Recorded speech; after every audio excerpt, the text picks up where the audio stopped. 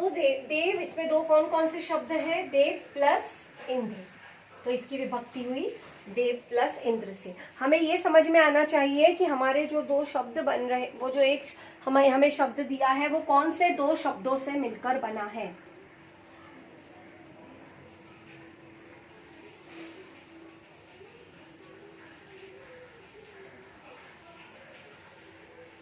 सुरेश। अब सुरेश शब्द की विभक्ति कैसे होगी? सुर प्लस ईश। ये याद रखो, देखो हमेशा हमें जब एक ही मात्रा आती है, एक ही मात्रा की विभक्ति करनी होती है, तो हम ये जो अल्फाबेट है ये अ है, मतलब समझो सुर, मतलब इसमें अ मिल रहा है, ये सुर है तो इसका अ, और ये ईश है तो इसका ई, तो अ और ई मिलके क्या बन जाता है? ए बन जाता है, ए। तो हमें ये एक ही मात्रा मिल जाती है जब हम ये अल्फाबेट में ये सुर ऐसे ही रहने देते हैं और यहाँ पर बड़ी ई की मात्रा लगा देते हैं। तो जब बड़ी ई की मात्रा और अ, इन दोनों को हम ज्वाइन करते हैं तो हमें कौन सी मात्रा मिलती है? ए की मिलती है। तो जब भी ऐसी एक ही मात्रा हो तो तुम्हें क्या करना है? ये शब्द है, इसमें से मात्रा हटानी है और अ की मात्रा ही रहने देनी है और यहाँ पर ई की मात्रा लगा देनी है। तो उससे क्या हो जाएगा कि ये जो शब्द है ये दोनों मिलके बन जाएगा ए। तो सुरेश, सुर प्लस ईश, तो ये बन गया सुरेश।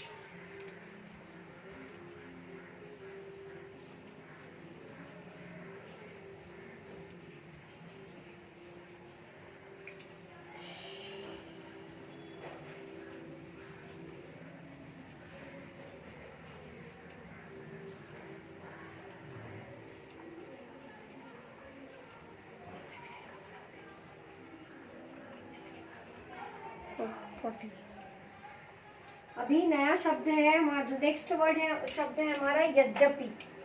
यद्यपि, यद्यपि, तो यद्यपि को कैसे हम विभक्त करेंगे? ये बनेगा यदि प्लस अपि, यदि प्लस अपि। तो अभी ये हर वर्ड, हर ये शब्द के लिए कोई रूल नहीं है। बहुत, मैंने ऐसे इसलिए बोला था कि बहुत सारे ऐसे वर्ड्स आएंगे जो सिर्फ तुमको प्रैक्टिस के बेस पे समझ में आएगा। कुछ कुछ है जिसके इजीली वर्ड्स बन जाते हैं, जैसे अभी रत्नाकर, पुस्तकालय, ये बहुत इजी शब्द हैं जिन्हें हम इजीली विभक्त कर सकते हैं। लेकिन अब जैसे ये यद्यपि शब्द है, यद्यपि अगर तुम्हें पता होगा कि इसकी विभक्ति कैसे करनी है तो ही तुम कर सकते हो। तो यद्यपि, यद्यपि को हमने कैसे लिखा? यदि प्लस अपि, यदि प्लस अपि। तो अभी ये तुम्हें याद रखना है कि जब यहाँ पर हलंत है तो उसे ई की मात्रा डालनी है और यहाँ पर उसे अ बनाना है। तो यदि प्लस अपि, ये याद रखने की चीजें हैं कुछ, जिसे तुमको याद रख के ही तुम्हें समझ में आएगा। कोई कोई वर्ड समझ के हो जाएगा, कोई कोई वर्ड को तुम्हें अच्छे से ध्यान में रखना होगा। अभी जैसे बहुत अलग अलग वर्ड्स हैं जो अभी मैं कुछ कुछ बता रही हूँ, जैसे अभी स्वागत। अभी स्वागत का क्या बनता है? स्वागत का होता है सु प्लस आगत। तो ऐसे वर्ड्स जो आज जब आ जाएंगे तो तुम लोगों को ये सिर्फ समझने के अलावा ये तुमको याद रखने हैं कि स्वागत है तो हमें इसकी विभक्ति कैसे करनी है? सु प्लस आगत। यद्यपि है तो यदि प्लस अपि।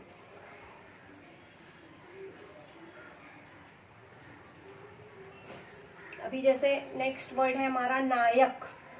तो नायक का कैसा होता है? नायक, नए प्लस यक।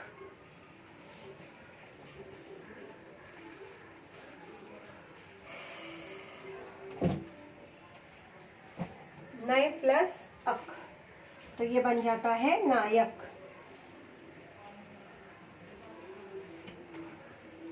अभी नयन, ने प्लस अन, ने प्लस अन, नयन।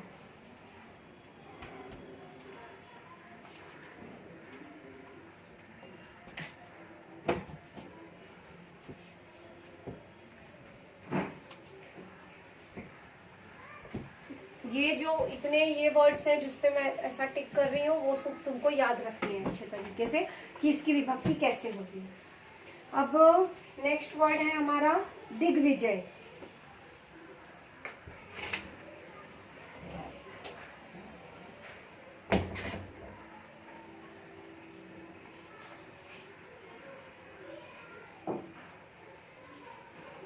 दिग्विजय, तो दिग्विजय की विभक्ति कैसे होगी? दिक प्लस विजय। दिक प्लस विजय।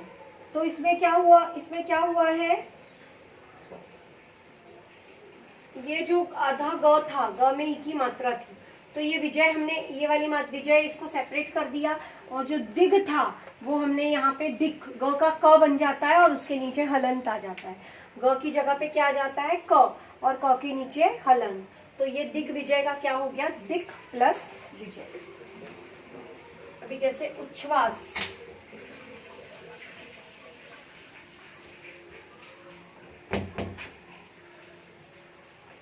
तो उच्छ्वास का क्या होगा? उत प्लस श्वास। उत प्लस श्वास।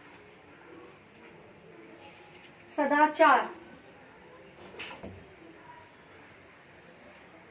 तो द रहेगा तो त आता है उसका, द रहेगा तो त, ग होगा तो क, ऐसा याद रखो। ग रहेगा तो उसका क आता है, द होगा तो उसका त आता है। तो सत प्लस आचार, मतलब सदाचार, मतलब अच्छा आचार, अच्छा व्यवहार। तो सत प्लस आचार, इसको बिना दिया जाए तो क्या बनता है?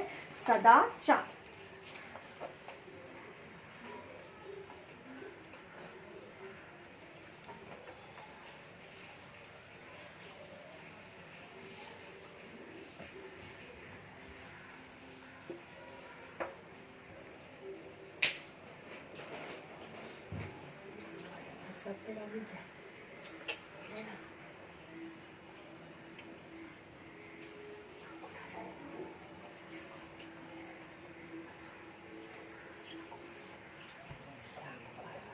अभी सदानंद, तो मैंने क्या बताया कि द होगा तो इसका क्या आता है?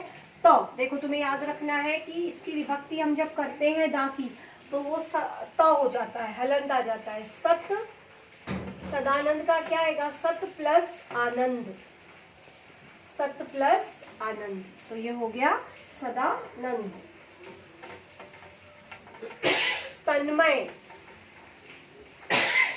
आधा न है तो उसका तत् प्लस मय, इसमें भी हलंत आ जाएगा। तत् प्लस मय, मतलब ये आधा न जो था उसका हुआ त, और त में हलंत, तत् प्लस मय।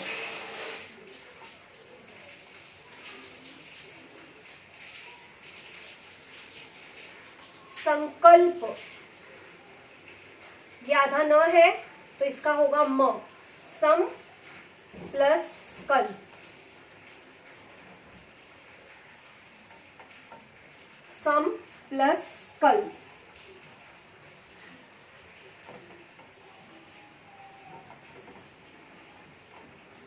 संशय, तो डॉट है मतलब क्या आ जाएगा? सम। सम प्लस शय। सम प्लस शय।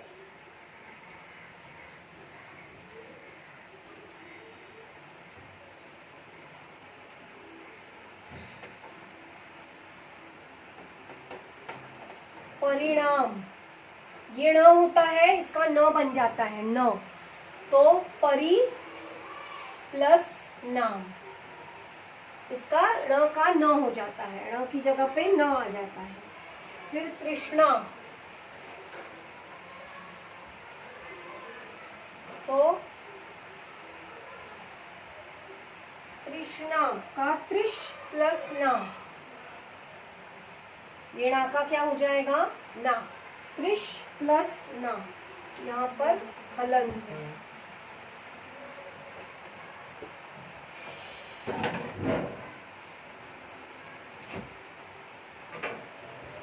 अभिषेक, तो अभी प्लस ये श स हो जाता है, अभी प्लस सेक।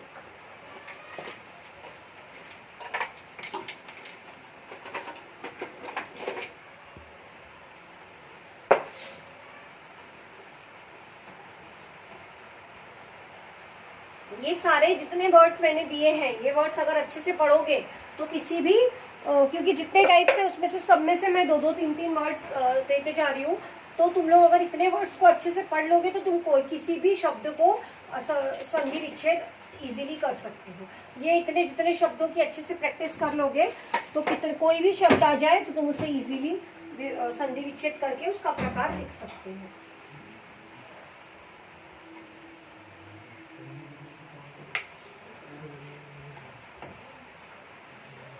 निर्गुण, ये जो ह्रस्व होता है मतलब आधा र होता है ऊपर, इसका भी हमेशा विसर्ग बनता है। तो निह प्लस गुण, मतलब ये जो निह विसर्ग आया वो ये र के बदले आया, तो निह प्लस गुण। फिर दुष्कर्म,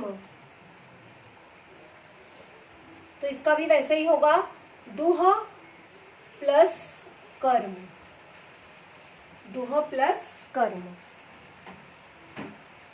तो जितने भी ये जो ये वर्ड्स होते हैं, आधे शब्द होते हैं, आधे अक्षर होते हैं, उनकी जगह पे विसर्ग यूज होता है विभक्ति करते समय। अभी जैसे निष्कपट, तो यहाँ पर भी आधा श है तो इसकी जगह पे क्या आ जाएगा, नीह प्लस कपट, नीह प्लस कपट।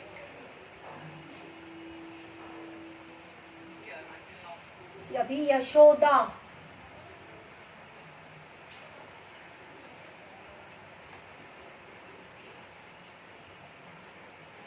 तो यशः प्लस दा, ये जो ओ की मात्रा थी इसको विसर्ग में चेंज कर दिया हमने। फिर दुरुपयोग,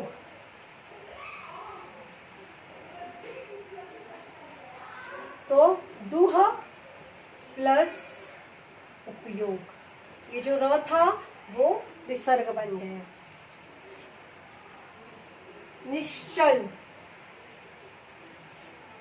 इसमें भी ये श आधा है तो इसकी जगह पे क्या आ जाएगी, विसर्ग आ जाएगा, नीह प्लस चल, ये विसर्ग आ गया और चल लिख दिया, नीह प्लस चल।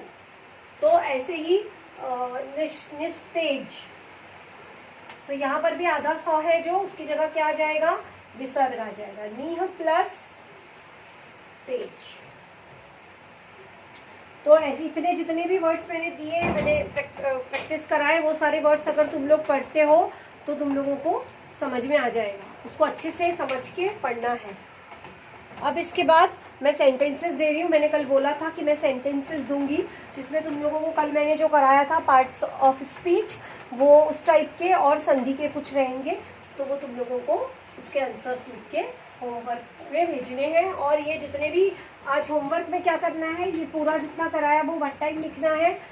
और ये जो शब्द हैं, इन शब्दों को 3 टाइम्स लिखना है। जितने भी मैंने अभी ये विभक्ति करके जितने भी शब्द बताए, वो सारे शब्दों को 3 टाइम्स लिखना है।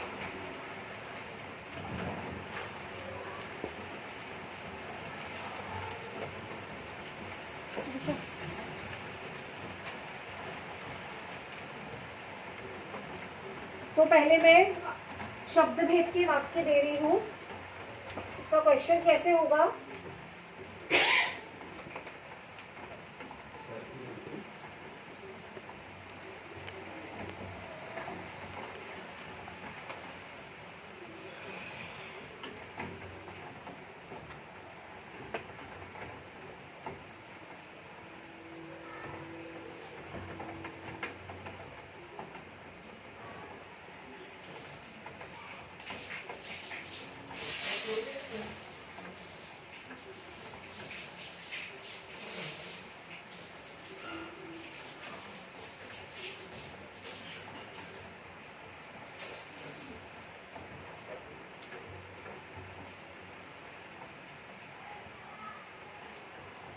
अधोरेखित शब्दों के शब्द भेद पहचान कर लिखिए। अधोरेखित मतलब अंडरलाइन। अधोरेखित हिंदी में अधोरेखित बोलते हैं, इंग्लिश में अंडरलाइन बोलते हैं। तो जिस शब्द को अंडरलाइन है उसका हमें पार्ट्स ऑफ स्पीच लिखना है, मतलब भेद लिखना है कि वो जो शब्द दिया है वो संज्ञा है, सर्वनाम है, विशेषण है, अव्यय है, क्या है, वो हमें उसको पहचान कर लिखना है। और मैंने कल बताया था विकारी और अविकारी, तो अगर संज्ञा है तो वो विकारी होता है, सर्वनाम है तो विकारी है, विशेषण है तो विकारी है। तो वो उसके ब्रैकेट में तुम ऐसा भी लिख सकते हो जैसे संज्ञा लिख दिया और फिर लिख दोगे विकारी शब्द।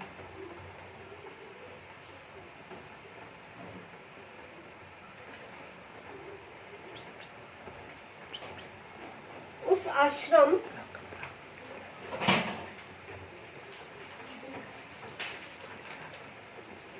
आश्रम का विज्ञापन अखबार में नहीं दिया जाए।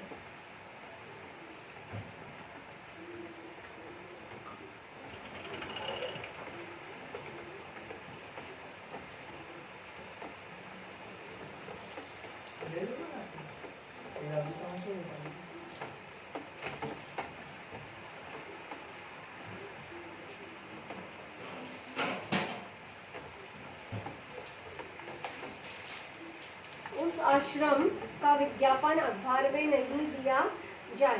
तो आश्रम को अंडरलाइन किया है इसमें, तो हमें आश्रम क्या है वो लिखना है। ये आश्रम जो है वो संज्ञा, सर्वनाम, विशेषण जो भी है वो तुम्हें समझना है और उसको कल जैसा मैंने एग्जाम्पल में बताया था वैसा लिखना है।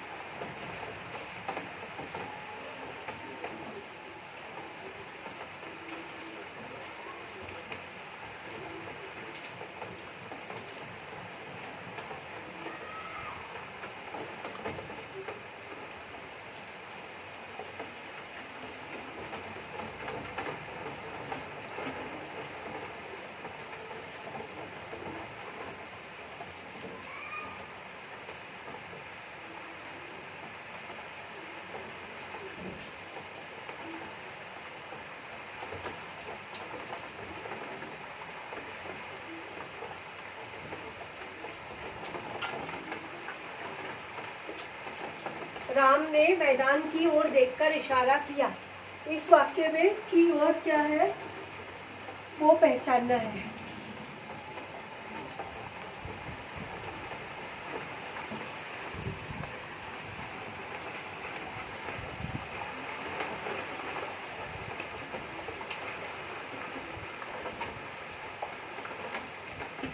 मेरी पाठशाला सामने ही है।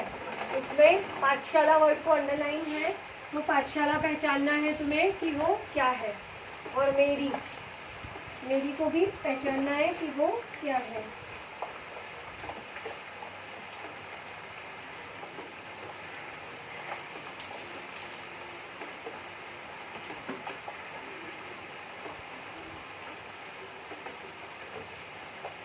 हौले हौले से हवा चल रही है।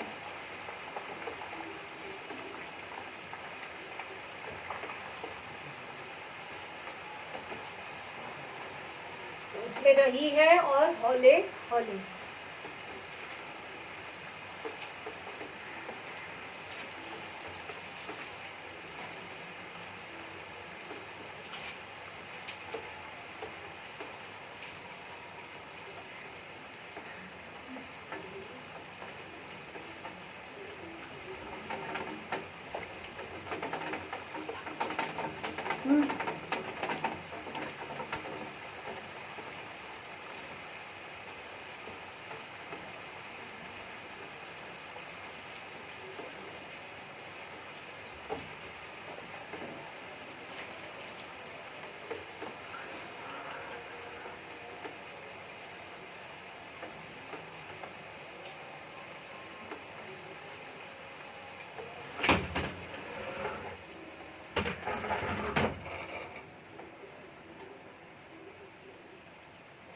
अब आप ठीक हो जाएंगे।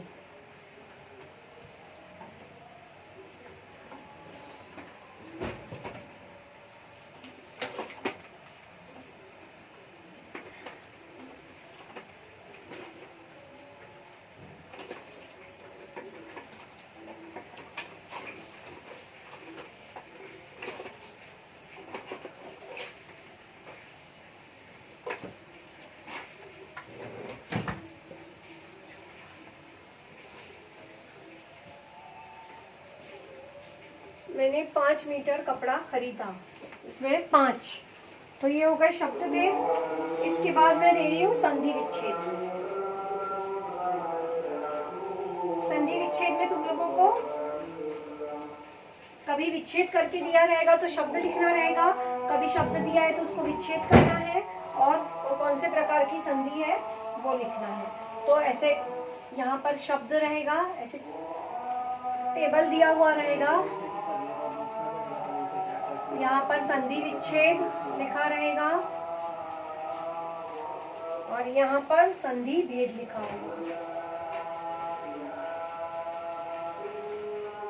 तो अब शब्द जैसे यहाँ पर संधि विच्छेद दिया है नीह प्लस कपट, तो यहाँ पर शब्द क्या होगा वो तुम्हें लिखना है और पहचान के लिखना है वो कौन सी संधि है। अब यहाँ पर शब्द दिया है सद्भावना, तो यहाँ पर तुम्हें विच्छेद करना है और यहाँ पर उसका प्रकार लिखना है।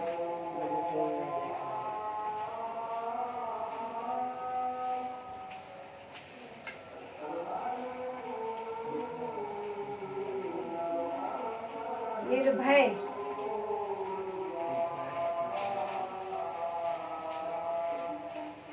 विद्यार्थी,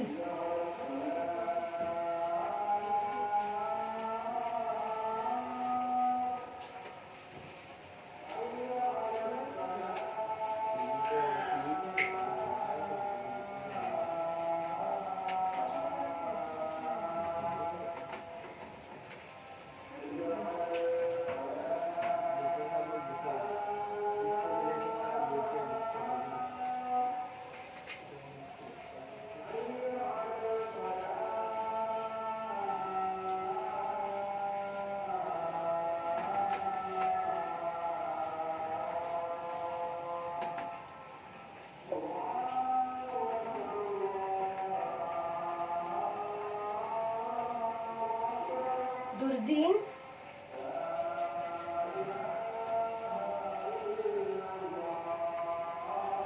अधिक प्लस अंश। तो इतने मैंने जो होमवर्क के लिए दिया है उसे सबको अच्छे से समझ के और उसका टेस्ट लिखकर भेजना है। मैं टेस्ट चेक कर दूंगी, और जिसको हिंदी नहीं है उसके लिए मैं दूसरा वीडियो सेंड कर रही हूँ, वो वीडियो देखना है।